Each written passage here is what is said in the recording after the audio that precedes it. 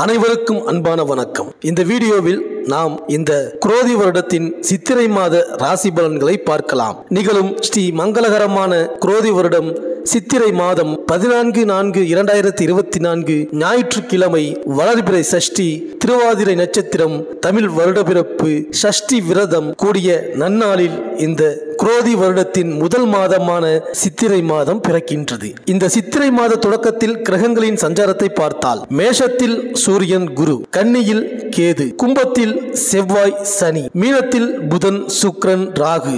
இந்த சித்திரை மாதத்தில் சூரியன் மேஷ ராசியில் பயணம் செய்வதால் மேஷ மாதம் என்று அழைக்கப்படுகின்றது. இந்த மாதத்தில் சூரியன் உச்சகதியில் தன் பயணத்தை தொடங்குவார். அகிலாண்ட கோடி பிரம்மாண்ட நாயகன் சொக்கநாதரும் அகிலாண்ட கோடி பிரம்மாண்ட நாயகி மீனாட்சி அம்மனுக்கும் இந்த மாதத்தில் தான் திருக்கல்யாணம் நடக்கிறது. மேலும் அம்மன் ஆலயங்களில் தேரோட்டங்களும் திருவிழாக்களும் மிக அதிகமாக இந்த மாதத்தில் நடக்கும். மாதந்தோறும் பௌர்ணமி வந்தாலும் சித்திரை மாதத்தில் வரும் பௌர்ணமியை தான் சித்ரா பௌர்ணமி என்று சிறப்பு பெயரிட்டு அழைக்கின்றோம். அந்த நாள் சித்திரை 10ஆம் தேதி, அதாவது 23/4/2024 செவ்வாய்க்கிழமை அன்று வருகின்றது. ராஜ கிரகமான சூரியன் உச்சம் பெற்று திகழும் இந்த மாதத்தில் சந்திரன் முழுமை பெறும் பௌர்ணமியை நாம் கொண்டாடினால் முன்னேற்றத்தின் முதல் படிக்கு செல்லலாம். நித்திரையிலேயே வாழ்க்கையை கழிக்காமல் முத்திரை பதித்து வாழ வேண்டுமானால் சித்திரையில் வரும் பௌர்ணமியை சிறப்பாக கொண்டாட வேண்டும். அது மட்டுமல்லாமல் நாம் செய்யும் பாவ புண்ணியங்களை பதிந்து வைக்கும் சித்ரகுப்தனையும் சிந்தையில் நினைத்து வழிபட்டால் அத்தனை காரியங்களிலும் வெற்றி கிடைக்கும். மேலும் சித்ரா பௌர்ணமி அன்று வீட்டின் பூஜை அறையில் விநாயக பெருமானை வைத்து அருகில் வெள்ளியில் ஏடும் எழுத்தாணியும் வைத்து சித்ரகுப்தன் படியளப்பு என்று அதில் எழுதி வைப்பார்கள். சூரியன் உதிக்கும் கிழக்கு நோக்கி பொங்கல் வைத்து பொங்கல் பொங்கும் வேளையில் சித்ரகுப்தனை சிந்தையில் நினைத்து வழிபட வேண்டும். மேலும் பௌர்ணமி விரதம் இருப்பவர்கள் அந்த விரதத்தை தொடங்க வேண்டிய நாள் சித்ரா பௌர்ணமி தான். விரதத்தை முழுமையாக கடைபிடிப்பவர்கள் இரவில் நிலவை பார்த்து வழிபட்ட பிறகுதான் உணவருந்த வேண்டும். நமது பாவ புண்ணியத்தையும் பதிந்து வைத்து அடுத்த பிறவிக்கு அனுகூலம் தரும் சித்ரகுப்தனை வழிபடுவதால் நம் செல்வ நிலை உயரும். தேவையானவை தேவையான நேரத்தில் நடக்கும். சித்ரகுப்தனுக்கு காஞ்சிபுரத்தில் தனி கோவில் உள்ளது.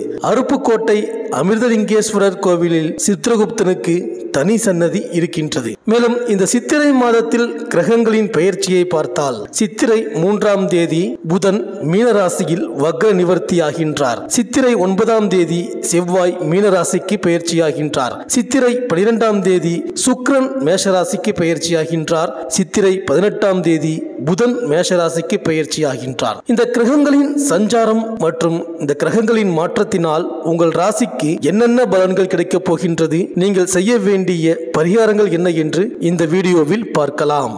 குரு பகவானை ராசிநாதனாக கொண்ட மீன ராசி அன்பர்களே, இந்த மாதம் முழுவதும் ஆச்சரியப்படுகின்ற திருப்பங்களை, சொந்த உயர்வுகளை இந்த மாதம் தொடங்கி 17 தினங்கள் வரை 2இல் அமர்ந்து இருக்கின்ற ராசிநாதனான குரு பகவான் மூலம் எல்லாவித சௌகரிய சிறப்பு வளர்ச்சிகளும் ஆச்சரியப்படும்படி ஏற்படும். அதன் பிறகு குரு பகவான் 3ஆம் இடத்திற்கு மாற இருக்கின்றார். இந்த மாதத்தில் சூரிய பகவான் 2இல் உச்சமாக நிற்கப் போகின்றார். உங்கள் ராசிக்கு கெட்டவரான சுக்கிரன் உங்கள் ராசிக்குள் மாத தொடக்க நேரத்தில் உச்சமாக இருக்கின்றார். யோகாதிபதியான செவ்வாய் சனியுடன் சேர்ந்து மறைவாக சஞ்சாரம் செய்கிறார். ஆக இந்த மாதம் தொடங்கி 7 தினங்கள் கடந்த பிறகுதான் சிறப்பு நன்மைகளை, உயர்வுகளை, பொருளாதார வளர்ச்சிகளை, நீங்கள் ஈடுபடுகின்ற காரியங்களில் லாப வெற்றிகளை உண்டாக்கும். மேலும் இந்த மாதம் சில கிரக அமைப்புகள் தேவையற்ற இடர்பாடுகளையும் அனாவசிய பயணங்களையும் சில விஷயங்களில் இழப்புகளையும் விரயத்தையும் ஏற்படுத்தலாம். கவனமாக இருக்க வேண்டும். ஆனாலும் மாதம் தொடங்கி 2வது வாரம் முடிந்த பிறகு எந்த ஒரு விஷயத்திலும் அதிக முயற்சி செய்யாமலும் உழைப்பு கடுமைகளை சந்திக்காமலும் வளர்ச்சியை சந்திப்பீர்கள். குடும்ப நிலைமை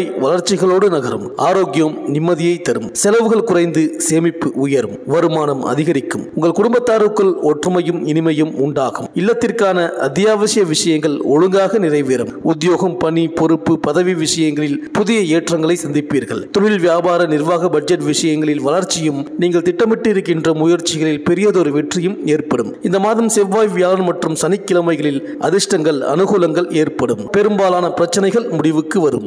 சித்திரை 1ஆம் தேதி முதல் 8ஆம் தேதி வரை கும்பராசியில் சனியும் செவ்வாயும் சேர்க்கை பெற்றிருக்கின்றார்கள். விரயஸ்தானத்தில் பகை கிரகங்களின் சேர்க்கை இருப்பது அவ்வளவு நல்லதல்ல. சுப விரயங்களும் வீண் விரயங்களும் சொத்து விரயங்களும் ஏற்படும். உறவினர்களிடமும் உயர்மட்ட அதிகாரிகளிடம் நீண்ட தூர பயணங்கள் அதிகரிக்கும். அலைச்சலின் காரணமாக ஆரோக்கிய சீர்கேடுகளும் மருத்துவ செலவுகளும் உண்டு. கூட்டு தொழில் நடத்துபவர்களுக்கு பிரச்சனை அதிகரிக்கும். தொழில் பங்குதாரர்கள் தங்கள் பங்கை பிரித்து கொடுக்க சொல்லி வற்புறுத்துவார்கள். சித்திரை 3ஆம் தேதி புதன் வக்ர நிவர்த்தியாகின்றார். இதன் விளைவாக தாய் வழி ஆதரவு கிடைக்கும். தடைப்பட்ட வரன்கள் இனி தானாக வந்து சேரும். குடும்பத்தில் சுப செலவு அதிகரிக்கும். ஒரு கடனை அடைக்க மற்றொரு கடன் வாங்கும் நிலையில் இருந்த உங்களுக்கு இனி வரும் நாட்களில் கடன் சுமை பாதிக்கு மேல் குறையும். இளைய சகோதரத்தோடு இணக்கம் ஏற்படும். பிள்ளைகள் உயர்கல்வி கற்க வெளிநாடு செல்ல நினைத்தால் அதற்கான ஏற்பாடுகளை செய்வீர்கள். சித்திரை 9ஆம் தேதி மீன ராசிக்கு செவ்வாய் செல்கிறார். உங்கள் ராசிக்கு 2-9 ஆகிய இடங்களுக்கு அதிபதியானவர் செவ்வாய். அவர் உங்கள் ராசியில் பிரவேசிக்கும் இந்த நேரம் அற்புதமான நேரமாகும். வருமானம் உயரும், வளர்ச்சி கூடும், தர்ம காரியங்கள் பலவும் செய்ய முன்வருவீர்கள். சொத்துக்களால் லாபம் கிடைக்கும்.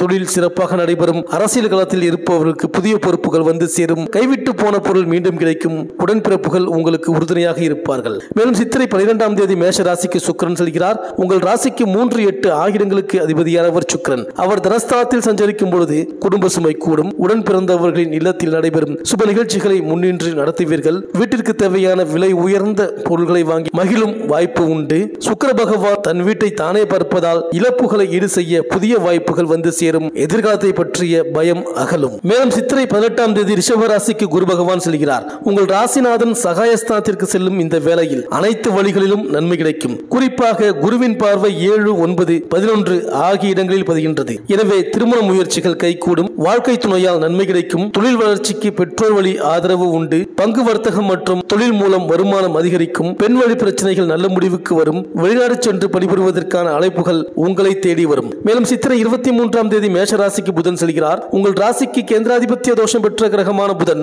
தனஸ்தானத்தில் சஞ்சரிக்கும் பொழுது தன விரயம் அதிகரிக்கும். அதனால் தட்டுப்பாடுகள் ஏற்பட வாய்ப்பு உண்டு. உறவினர் பகை உருவாகாமல் பார்த்துக் கொள்ளுங்கள். உத்தியோகத்தில் உள்ளவர்கள் உயர் அதிகாரிகளின் மனதை புரிந்து கொண்டு செயல்படுவது நல்லது. இந்த மீனராசி பெண்களுக்கு பாசம், பண்பு, தைரியம், பேச்சுத்திறன், சமயோஜித செயல்பாடுகள் மூலம் உயர்வு காண்பீர்கள். ஆடம்பர செலவுகளுக்கு முக்கியத்துவம் அளிப்பீர்கள்.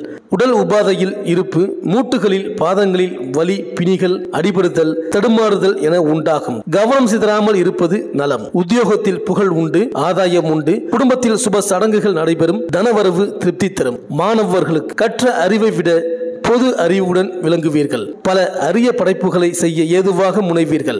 ஆராய்ச்சிக்கு முக்கியத்துவம் கொடுத்து செயலில் வெற்றி காண துணிவீர்கள். அரசியல்வாதிகளுக்கு அனைவரிடமும் சமயோஜிதமாக நடந்து கொண்டு தன் நிலையை உயர்த்தி கொள்வீர்கள். இந்த மீனராசி அன்பர்கள் ஞாயிற்றுக்கிழமை தோறும் சனீஸ்வரனுக்கு திடமான நல்லெண்ணெய் தீபம் ஏற்றி வழிபட்டு வாருங்கள். இந்த சித்திரை மாதம் அனைத்தும் நன்மையே நடக்கும். இந்த வீடியோ உங்களுக்கு பிடிச்சிருந்தா லைக் பண்ணுங்கள், உங்கள் ஃப்ரெண்ட்ஸ்களுக்கு ஷேர் பண்ணுங்கள்.